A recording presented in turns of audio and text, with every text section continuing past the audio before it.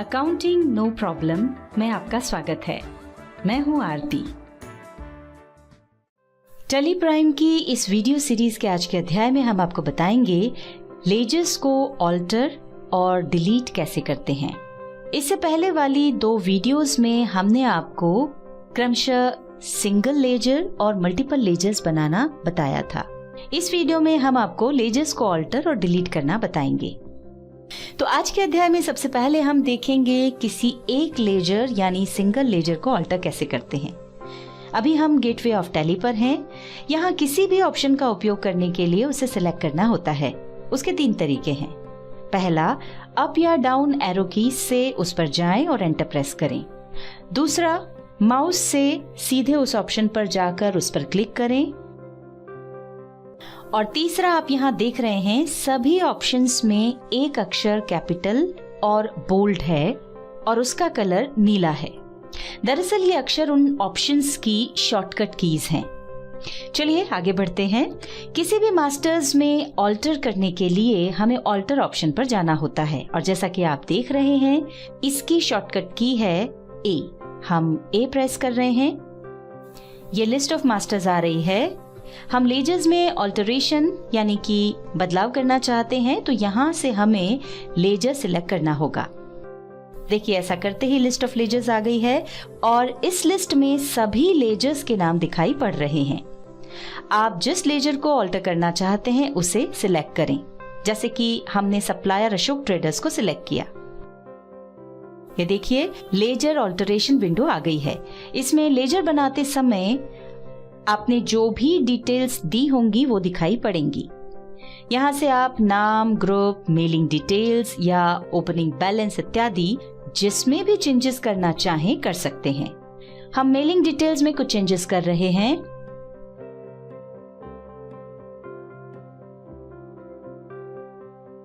अब इस विंडो को कंट्रोल और ए कीज प्रेस करके एक्सेप्ट कर लेते हैं और अब एस्केप की प्रेस करते हुए गेटवे ऑफ टैली पर चलते हैं। अब आपको बताते हैं कि किसी लेजर को स्थायी रूप से कैसे समाप्त करते हैं यानी उसे डिलीट कैसे करते हैं।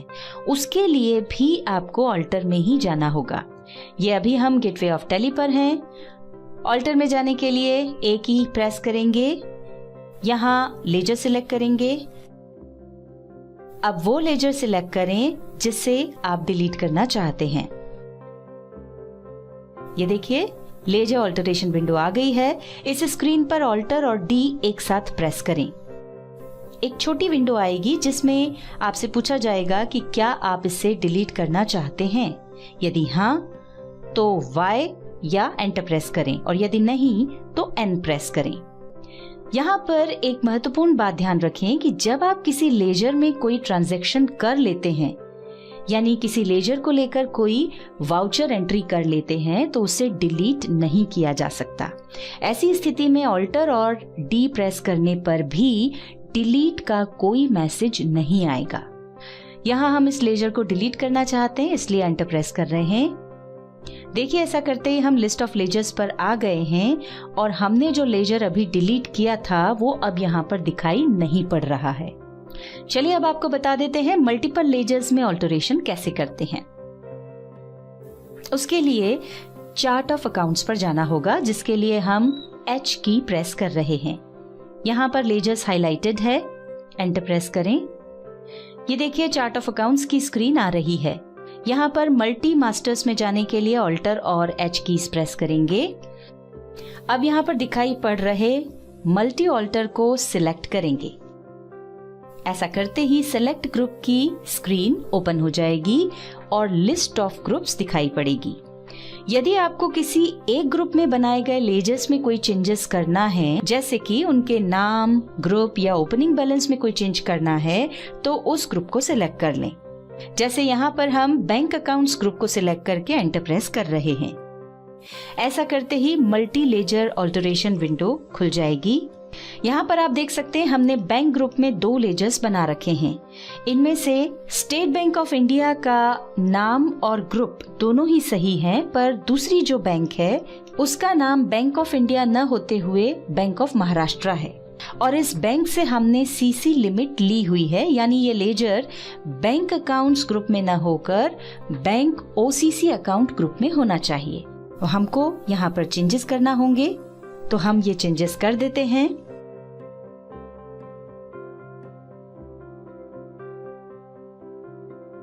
यहाँ आपने ध्यान दिया होगा कि हमने बैंक ओसीसी अकाउंट सिलेक्ट किया था, पर यहाँ बैंक ओडी अकाउंट लिखा हुआ दिखाई पड़ रहा है। वास्तव में ये एक ही ग्रुप के दो नाम हैं और इस बारे में हमने आपको लिस्ट ऑफ अकाउंट्स में बताया भी था कि टैली ने कई ग्रुप्स और सब ग्रुप्स को दो दो नाम दिए हुए हैं। यहाँ से यदि आपको ओपनिंग बैलेंस डालना हो या उसमें कोई चेंजेस करना हो तो वो भी आप कर सकते हैं। अब इस विंडो को एक्सेप्ट कर लेते हैं। विंडो को एक्सेप्ट करते ही हम वापस सिलेक्ट ग्रुप की स्क्रीन पर आ गए हैं, जिसमें लिस्ट ऑफ ग्रुप्स दिखाई पड़ रही है। चलिए अब हम किसी भी ग्रुप के अंदर बने लेजर्स को एक साथ कैसे ऑल्टर कर सकते हैं ये देख लेते हैं। उसके लिए ऑल आइटम को सिलेक्ट करें। देखिए ऐसा करते ही मल्टी लेजर ऑल्टरेशन विंडो आ गई है, जिसमें सभी लेजर्स के नाम आ रहे हैं और उनके आगे वो जिस ग्रुप में बने हैं उनके नाम भी दिखाई पड़ रहे हैं।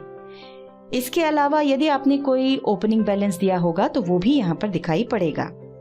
जैसा कि हमने अभी आपको इसके पहले बताया था, उसी तरह आप यहाँ भी किसी लेजर के नाम, ग्रुप या ओपनिंग बैलेंस में चेंजेस कर सकते हैं।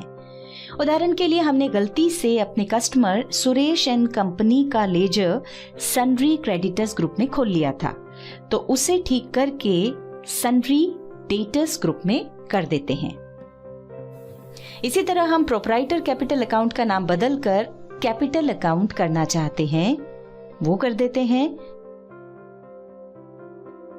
इसी तरह से लेजर में और भी जो कोई चेंजेस करना हो वो किए जा सकते हैं। अब हमें कोई चेंज नहीं करना है, इसलिए हम इस विंडो को एक्सेप्ट कर लेते हैं।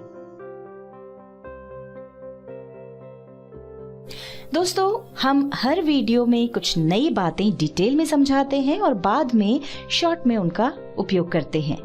यदि आप चाहते हैं कि कुछ भी उपयोगी सीखने से आप वंचित ना रह जाएं, तो कृपया सभी वीडियोस को क्रमानुसार ही देखें। इस वीडियो में हमने सिंगल लेजर और मल्टीपल लेजर्स में ऑल्टरेशन कैसे करते हैं ये बताया, साथ ही लेजर को डिलीट कैसे करते हैं ये भी बताया। इसके बाद वाली वीडियो में आप जानेंगे कि सोर्स डॉक्यूमेंट्स क्या हैं और टैली में उनका क्या उपयोग है।